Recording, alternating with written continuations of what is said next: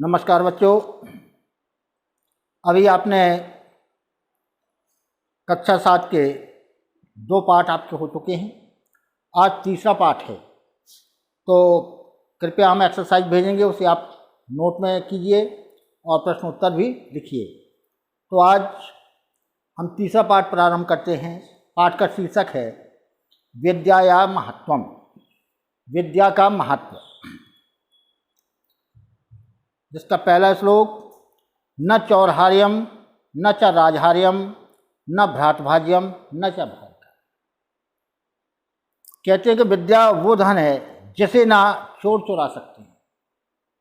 भाई और कोई धन हो, सोना चांदी रखा है, रुपया रखा है, चोर उसे चुरा कर ले जा सकते हैं। लेकिन विद्या धन वो है जो मनुष्य के साथ ही रहता है, उसको चुरा कर चोर भी नहीं ले जा सकता।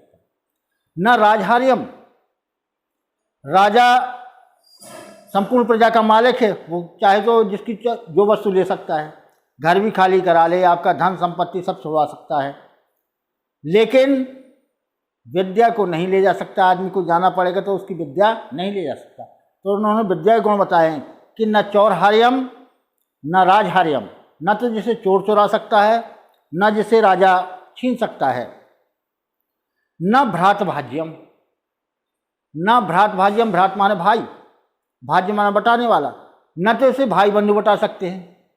अर्थात घर की संपत्ति हो, उसके 4 बेटे हों, चारों भाई है, तो एक दूसरे को हिस्सा बटाना पड़ेगा, तो उसमें भी आपका धन नष्ट हो सकता है। लेकिन विद्या वो धन है कि जिसे ना भाई भी बटा सकता है। अर्थात विद्या उसी के साथ रहती है, इसे भाई बंधु कोई नहीं बता। न च भारकारी, और ना जो भार स्वरूप है, जैसे कोई आप धन लाद के ले जाए या कोई संपत्ति, तो उसमें भार होता है, लेकिन आप विद्या हमेशा आपके दिमाग में रहती है, उसमें जरा भी भार नहीं होता।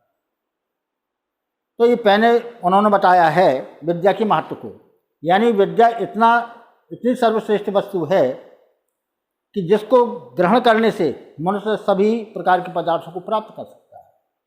अर्थात गुणी व्यक्ति सब कुछ कर सकता है। विद्या का केवल पढ़ने मात्र से नहीं है। विद्या का अर्थ जैसे कोई सिलाई शिक्षा सीखता है, कोई कढ़ाई है, कोई किसी में माहिर है, तो सभी प्रकार की विद्याओं से मनुष्य जीविकोपार्जन कर सकता है और हमेशा सुखी रह सकता है। इसलिए विद्या के महत्व को बताया है कि विद्या ही सभी गुणों में श्रेष्ठ है, सभी धर्मों में श्रेष्ठ है, सभी धनों में श्रेष्ठ है। और धन तो वो कह रहे हैं कि न चौर्हार्यम न च राजहार्यम न भ्रातभाज्यम न च भार्या। जिस धन को न तो चोर चुरा सकते हैं, न राजा छीन सकता है, न जिसे भाई बंधु बटा सकते हैं, और न जो भार के समान है। व्यय कृते वर्धते एवं नित्यम। अब कोई धन हो तो हजारों हैं, मान लो लाखों आपके पास, रोज रोज खर्च करने से क्या होगा, वो धन घट जाएगा। लेकिन ये धन है व्यय कृते वर्धते नित्यम, प्रतिदिन जितना आप खर्च करेंगे उतना ही बढ़ेगा। बताइए कौन सा ऐसा धन है? अन्य धन में कोई भी धन हो, चाहे सोना चांदी, यदि आप दान कर रहे हैं तो वो भी घटेगा। पैसा है और आप लगातार खर्च करते गए तो वो भी घटेगा। लेकिन विद्या धन एक ऐसा धन है कि इसे जितना भी खर्च किया जाए उतना ही बढ़ता है। अर्थात जो ज्ञान आप समाज में बांटते हैं, उस ज्ञान का पूर्वानुभव आपको होता है, और धीमे धीमे आप समाज में जो नई नई शिक्षा देते जाते हैं तो आपका ही ज्ञान बढ़ता है। आप समाज में उठते बैठते हैं, उनसे जो ज्ञान प्राप्त होता है और उस ज्ञान को प्राप्त करके आप दूसरों को बांटते हैं। इस प्रकार धीरे धीरे आपका ज्ञान बढ़ता ही चला जाता है। अर्थात विद्या वो धन है कि जिसे चाहे जितना भी खर्च किया जाए उतना ही बढ़ती है, हमेशा कभी घटती नहीं। तो विद्या धनम सर्वधनम प्रधानम। विद्या धन माने विद्या धन, सर्वधन माने सभी धनों में, प्रधानम माने श्रेष्ठ है। इसलिए विद्या धन सभी धनों में श्रेष्ठ है। तो अब पूरे कार्य से देख लीजिए। न चौर्हार्यम न राजहार्यम न भ्रातभाज्यम न च भारिकारी, व्यय कृते वर्धते एवं नित्यम, विद्या धनम सर्वधनम प्रधानम। जिस धन को न तो चोर चुरा सकते हैं, न राजा छीन सकता है, न जिसे भाई बंधु बता सकते हैं, और न जो भार के समान है। प्रतिदिन खर्च करने से वो बढ़ती है, इसलिए विद्या धन सभी धनों में श्रेष्ठ है।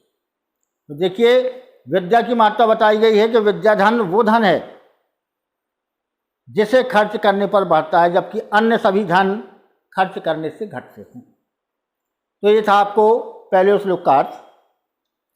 अब दूसरा देखिए, विद्या विनियोपिता हरति न चेतांश कस्य मनस कांचन मणि संयोगो नो जनयति कस्य लोचना। विद्या विनियोपितो, विद्या से विनम्रता आती है। हरति चेतांश कस्य मनस, और विद्या उसके मनुष्य के मन की पीड़ा को दूर करता है। कांचन मणि संयोगो नो जनयति कस्य लोचना आनंदम।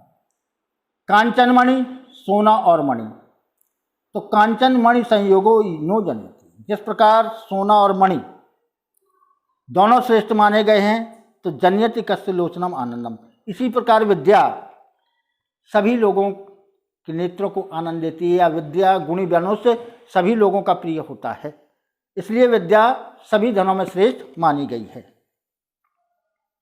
ये दूसरे का था। अब तीसरा देखिए, विद्या ददाति विनयम विनयादि यादि पात्रता।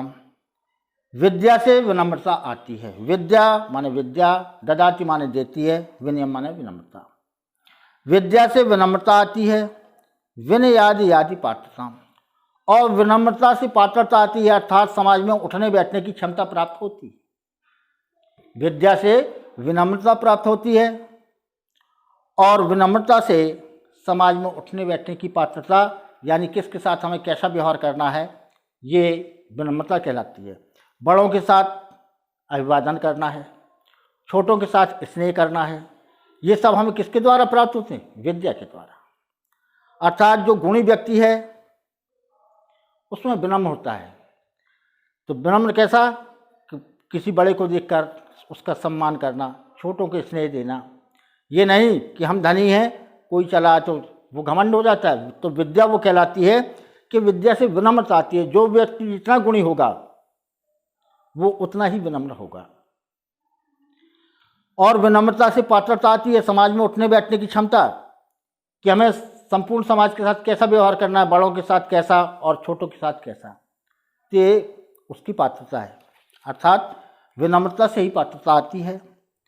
पात्रत्वाद धनम आपनोति, और उस पात्रता से उठने बैठने से क्या होता है? धनम आपनोति, धन प्राप्त होता है। आप विनम्र रहेंगे, सभी के कार्य करेंगे तो क्या होगा? पात्रत्वाद धनम आपनोति, उस पात्रता से हमें धन प्राप्त होता है। धनाद धर्म, और धन से धर्म प्राप्त होता है। तथा सुखम, और धर्म से फिर हमें सुख प्राप्त होता है। फिर देख लीजिए, विद्या ददाति विनयम विनयादि याति पात्रताम पात्रत्वात् धनम आपनोति धनाद धर्मात् तथा सुखम। विद्या से हमें विनम्रता आती है, विनम्रता से पात्रता आती है, पात्रता से धन प्राप्त होता है, धन से धर्म और सुख प्राप्त होता है। ये किसके गुण है? विद्या के। चौथा है, रूप यौवन संपन्ना विशाल कुल संभवा। रूप यौवन से संपन्न, विशाल कुल संभवा, उच्च कुल में पैदा हुआ। विद्याहीनाम न शोभन्ते निर्गंधा यु किंसुका। बिना विद्याहीनाम माने विद्याहीना माने बिना विद्या के, न शोभन्ते शोभायमान नहीं होते, निर्गंधा यु किंसुका। जिस प्रकार टेसु का फूल बिना गंध के होता है लेकिन देखने में सुंदर होता है, तो लेकिन उसमें क्या होता है? सुगंध नहीं होती, अर्थात उसमें गुण नहीं है। आकर्षण तो है कि दूर से देखने में अच्छा लगता है लेकिन आकर्षण नहीं है। तो अब ये है रूप यौवन संपन्ना, चाहे जितना भी रूप वाला हो, शरीर गठे हुए शरीर वाला हो, विशाल कुल संभवा, विशाल कुल में यानी ब्राह्मण या बनिया या किसी उच्च कुल में पैदा हुआ हो या राजकुल में पैदा हुआ हो। लेकिन विद्याहीनम न शोभन्ते, यदि उसके पास विद्या नहीं है, संस्कार नहीं है, तो बिना विद्या के किस प्रकार से शोभित होता है? जिस प्रकार बिना गंध के टेसु का फूल, निर्गंधा यो किंशुका, अर्थात देखने में सुंदरता होता है। जैसे कोई राजा का पुत्र है, यदि वो गुणी नहीं है, सब जगह जाता है तो आदमी दूर से तो प्रणाम करते हैं डर के मारे, लेकिन उसका सम्मान नहीं होता। क्यों? उस पास गुण नहीं है। यदि व्यक्ति गुणी है, उसे चार मनुष्य बैठाते, जैसे कोई कंप्यूटर जानता है तो 10 लोग उसके पास पहुंचते हैं। क्यों? उसके पास गुण है, और बिना गुण के उसके पास कोई नहीं पहुंचेगा। तो गुण का मतलब है कोई भी विद्या उसे आती हो वो गुण कहलाता है। तो उसने कहा कि ऊंचे कुल में जन्म लेने से, रूप यौवन से संपन्न, और लेकिन बिना विद्या के वो शोभायमान नहीं होता, जिस प्रकार की बिना गंध के टेसु का फूल शोभा को प्राप्त नहीं होता। इसलिए हमें विद्या का अध्ययन करना चाहिए। अगला है अलसस्य कुतो विद्या। अलसस्य माने आलसी, कुतो माने कहाँ, विद्या माने विद्या। आलसी को विद्या कहाँ? अलसस्य कुतो विद्या, आलसी को विद्या कहाँ? अविद्यस्य कुतो धनम, और बिना विद्या के गुण कहाँ? धन कहाँ प्राप्त होता है उसे? फिर देख लीजिए, अलसस्य कुतो विद्या, आलसी को विद्या कहाँ, और अविद्यस्य कुतो धनम, बिना विद्या वाले के पास धन कहाँ से आए? अर्थात जो व्यक्ति आलसी है, कोई भी कार्य करने में आलस करता है, उन्होंने कहा ये काम कर लो, बोले कल करेंगे, परसों करेंगे, तो देखिए आलसी को विद्या नहीं आ सकती। उन्होंने कहा आज का काम कल करेंगे, कल नहीं परसों, मालूम हुआ उसका कोर्स ज़्यादा हो गया, वो पूरा कर ही नहीं पा रहा। तो जो आलसी व्यक्ति उन्हें विद्या ही छोड़ देनी चाहिए। अर्थात आलसी व्यक्ति किसी भी कार्य को, किसी भी विद्या को प्राप्त नहीं कर सकता। विद्या का अर्थ केवल पढ़ने मात्र से नहीं है, अन्य ज्ञान से भी, कोई वस्तु सीखने से भी है। तो जो व्यक्ति आलसी है उसको गुण प्राप्त नहीं हो सकते, यानी विद्या प्राप्त नहीं हो सकती। और अविद्यस्य कुतो धनम, बिना विद्या के अर्थात बिना गुण के उसे धन कहाँ से प्राप्त होगा? यानी विद्या है, कोई सिलाई विद्या जानता है, कोई कढ़ाई, कोई संगीत जानता है, इन विद्याओं के द्वारा धन प्राप्त होता है। लेकिन जब वो आलसी है तो आलसी को धन कहाँ से प्राप्त होगा? क्योंकि उसने कोई गुण सीखे ही नहीं। जब उसने कोई विद्या नहीं सीखी तो उसे धन कहीं से प्राप्त नहीं होगा। इसलिए कहा गया है अलसस्य कुतो विद्या अविद्यस्य कुतो धनम, आलसी को विद्या कहाँ, बिना विद्या के धन कहाँ। अधनस्य कुतो मित्र, बिना धन के मित्र कहाँ। आजकल जो मित्र मिलते हैं उन्होंने कहा क्यों भाई, खर्च के लिए है कुछ?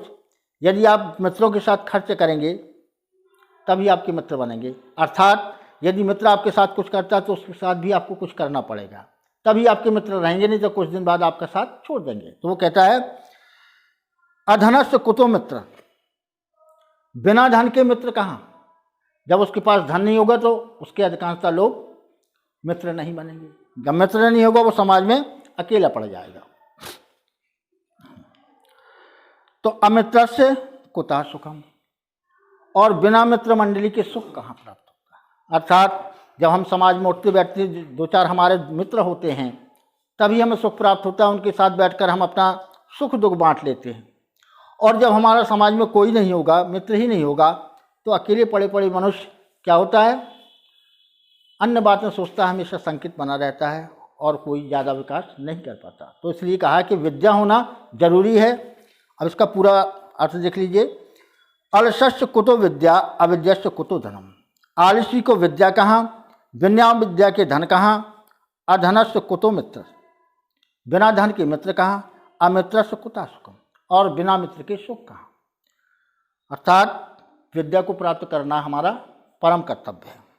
अब अगला है दाना नाम च समस्ता नाम चत्वारि भूतले श्रेष्ठानि कन्या गोभूमि विद्या दानाभि सर्व। दाना नाम च समस्ता नाम चत्वारि तानि भूतले, इस पृथ्वी पर दान देने में, समस्त पृथ्वी पर दान 4 प्रकार से दिया जा सकता है। कौन कौन? श्रेष्ठानि कन्या गो भूमि विद्या दानानि सर्वदा। श्रेष्ठ कन्या, गाय, भूमि और विद्या दानानि सर्वदा, इस प्रकार के दान दिए जाने चाहिए जो श्रेष्ठ माने जाते हैं। अब अंतिम है मातेव रक्षति पितेव हिते नियुक्ति। ये विद्या माता के समान हमारी रक्षा करती है। मातेव रक्षति पितेव हिते नियुक्ति, ये विद्या माता के समान हमारी रक्षा करती है, पिता के समान हमें कल्याणकारी कार्यों में लगाती है। हिते माने कल्याण। विद्या माता के समान हमारी रक्षा करती है, पिता के समान कल्याणकारी कार्यों में लगाती है। कांत्यो चपर पत्नीयम खेदम, और पत्नी के समान हमारे दुख को दूर करती है। जिस प्रकार पत्नी अपनी पति की सेवा करती है, तो लक्ष्मी तानोति वित्नोत्तर दिक्षुकीतम, इस विद्या से हमें धन प्राप्त होता है, हमारा यश चारों दिशाओं में फैलता है। किम किम न साध्यति कल्पलत्यो विद्या, तो कल्प वृक्ष के समान विद्या क्या क्या कार्य नहीं करती, अर्थात हमारी कौन से कार्य नहीं करती। जिस प्रकार कल्प वृक्ष है, उससे जो भी चीज़ मांगी जाए वो वस्तु से प्राप्त हो जाती है। तो अर्थात ये विद्या कल्प वृक्ष के समान हमारे क्या क्या कार्य नहीं करती, अर्थात सभी कुछ कार्य करती है। अब पूरा सुन लीजिए एक बार। न चौरहार्यम न च राजहार्यम न भ्रातभार्यम न च भार्य, जिस विद्या को न तो चोर चुरा सकते हैं, न राजा छीन सकता है, न जैसे भाई बंधु बटा सकते और न जो भार है।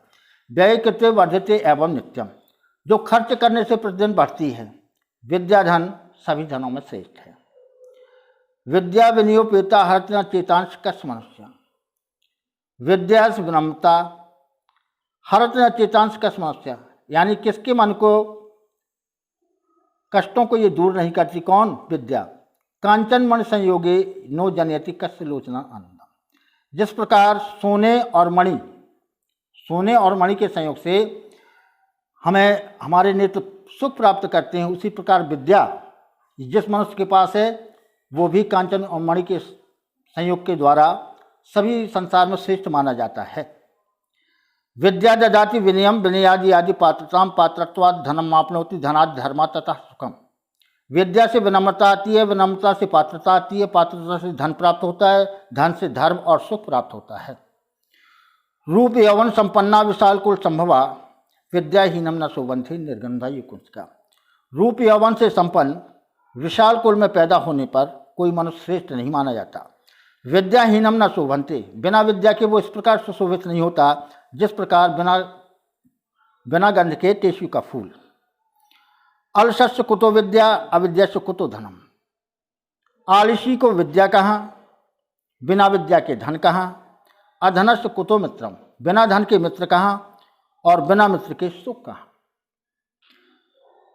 मातेव रक्षति पितेव हिते नियुक्ते, ये विद्या माता के समान हमारी रक्षा करती है, पिता के समान हमें कल्याणकारी कार्यों में लगाती है। कांत्यो च पत्नीयम खेदम, पत्नी के समान हमारे दुखों को दूर करती है। लक्ष्मी तानोति वित्नोति च दिक्षुकीतम, इससे हमें धन प्राप्त होता है, हमारा यश चारों दिशाओं में फैलता है। किम किम न साध्यति कल्पलत्यो विद्या, ये विद्या कल्प वृक्ष के समान हमारे क्या क्या कार्य नहीं करती।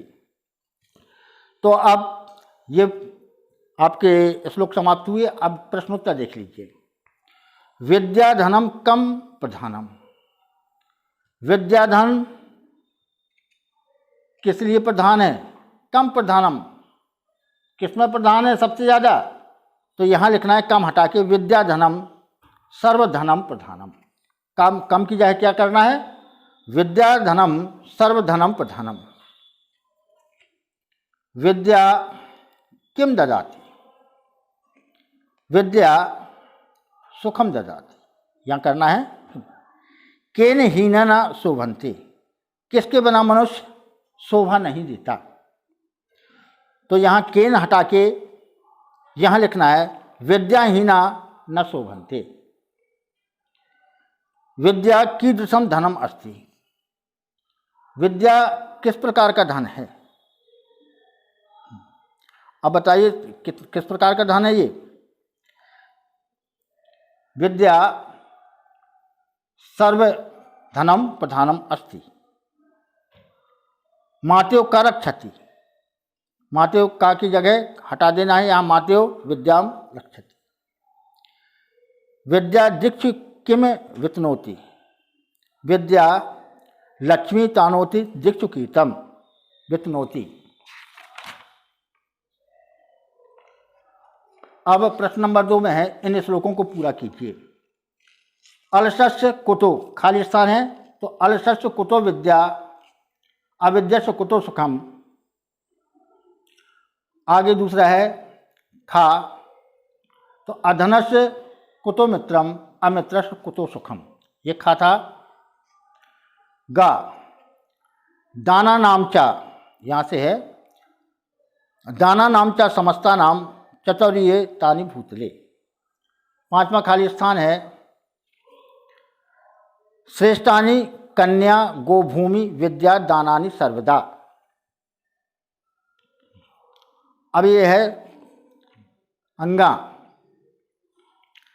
इसमें है विद्या ददाति विनयम विनयादि आदि पात्रताम, पात्रत्वाद धनम आपनोति धनाज धर्मात् ततः सुखम। ये काखा गाघा अंगा आपकी ये फर्क है। अब इसमें है प्रश्न नंबर 3 में अधोलिखस्य हिंदी भाषायाम अनुवाद कुर्वत्, विद्या ददाति विनयम विनयादि आदि पात्रताम, पात्रत्वाद धनम आपनोति धनाज धर्मा तथा सुखम। नीचे अनुवाद आपको लिखना है वही। विद्या से विनम्रता आती है, विनम्रता से पात्रता आती है, पात्रता से धन प्राप्त होता है, धन से धर्म और सुख प्राप्त होता है। फिर से सुन लीजिए, विद्या से विनम्रता आती है, विनम्रता से पात्रता आती है, पात्रता से धन प्राप्त होता है, धन से धर्म और सुख प्राप्त होता है। अब श्लोक नंबर 2 इसी का अनुवाद है। रूप यौवन संपन्ना विशाल कुल संभवा। रूप यौवन से संपन्न विशाल कुल में पैदा होने से कोई लाभ नहीं। देखो, रूप यौवन संपन्ना विशाल कुल संभवा। रूप यौवन से संपन्न विशाल कुल में पैदा होने से कोई लाभ नहीं है। क्यों? विद्या ही नाम न शोभनते निर्गुंधा युव किंसुका। बिना विद्या के वो इस प्रकार शोभित नहीं होता जिस प्रकार की बिना गंध के केशव का फूल। तो देखिए, ये अभी आपने 2 श्लोक हैं, इनकी आप पुनः देख लीजिए। जहाँ लिखा है हिंदी भाषा में अनुवाद करो, तो इसका हिंदी अनुवाद है विद्या ददाति विनयम विनयादि आदि पात्रता।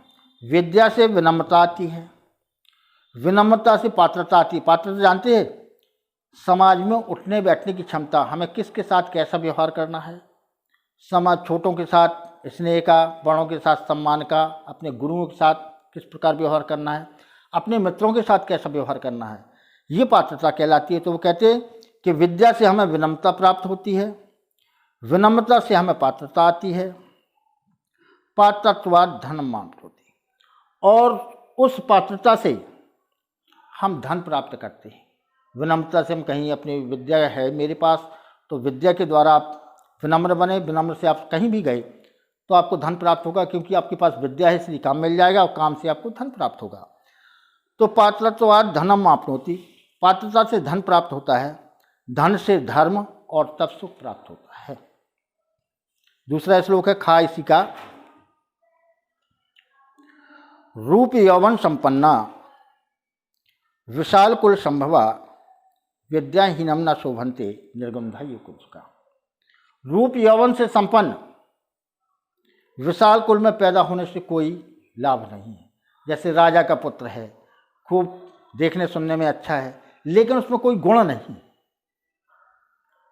तो उसका उच्च कोट के कुल में पैदा हुआ है राजा, लेकिन फिर भी वो श्रेष्ठ नहीं। क्यों? उसे समाज में उठना बैठना नहीं आएगा, अपने गुरुओं का आदर कैसा करना है ये नहीं आएगा। तो भले ही डर के कारण लोग उसे प्रणाम करें, लेकिन उसको सम्मान नहीं देंगे। सम्मान वो डर के कारण है, वास्तविक सम्मान उसे तभी प्राप्त होता है जब वो विद्या से युक्त हो, गुणों से युक्त हो, तब सभी लोग उसका आदर करेंगे। जो कहा है रूप यौवन संपन्ना विशाल कुल संभवा, रूप यौवन से संपन्न होने पर और विशाल कुल में पैदा होने से कुछ नहीं होता। क्यों? विद्याहीनाम न शोभन्ते निर्गंधा युग किंसुका। बिना विद्या के वो इसी प्रकार सुशोभित नहीं होता जिस प्रकार की बिना सुगंध के टेसु का फूल, जिस प्रकार की बिना सुगंध के टेसु का फूल। तो अभी आपने ये पाठ 3 विद्याया महत्तम सुना। अब इनके प्रश्नोत्तर हम अगले उसमें भेज देंगे। तो आपको जहाँ भी समझ में ना आया हो कृपया पुनः पूछ सकते हैं, और आप अधिक से अधिक नोट बनाते जाइए, हम एक्सरसाइज भेजेंगे। ठीक है, इसी के साथ मैं अपनी वाणी को विराम देता हूँ।